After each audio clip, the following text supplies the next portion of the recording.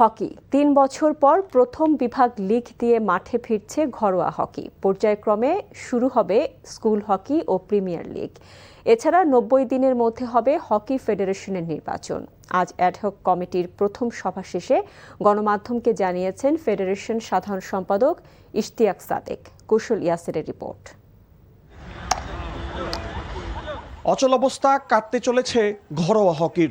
দীর্ঘ ৩.৫ বছর পর টার্ফে শোনা যাবে স্টিক ও বলের শব্দ। ২০২৩ সালে প্রথম বিভাগ হকির পর কোনো ঘরোয়া আসরই বসেনি টার্ফে। ২০২১ সালের পর আয়োজিত হয়নি প্রিমিয়ার লিগ। বিমান বাহিনী প্রধান ও ফেডারেশন সভাপতি air chief marshal Hasan Mahmud খানের উপস্থিতিতে নতুন অ্যাডহক কমিটির পরিচিতি সভায় মাঠে খেলা ফেরানোর সিদ্ধান্ত আসলো সোমবার। একই সঙ্গে নির্বাচনের পথে হাঁটতে শুরু করবে ফেডারেশন।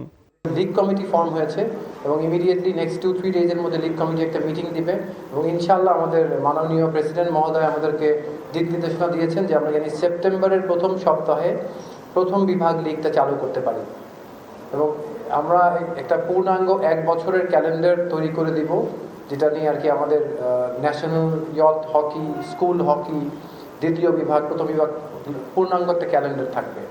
দীর্ঘ বিরতির পর মাঠে খেলা ফেরায় স্বস্তি জানিয়েছেন জাতীয় দলের সাবেক অধিনায়ক ও অ্যাডহক কমিটির সদস্য রাসেল মাহমুদ জিমি। ঘরোয়া লিগ ফিরলে আমি মনে করি যে হকির যে সংকটের যে সমস্যাটা, যে আমরা পাইপলাইনে কোনো ব্যাকগ্রাউন্ড প্লেয়ার খুব ওরকম পাচ্ছি না, শুধু বিকেএসপিতে পাচ্ছি এবং ঘরোয়া লিগ না হওয়ার জন্য যারা লোকালি যারা হকি খেলে তারা হকি থেকে হকি ছেড়ে দিচ্ছে।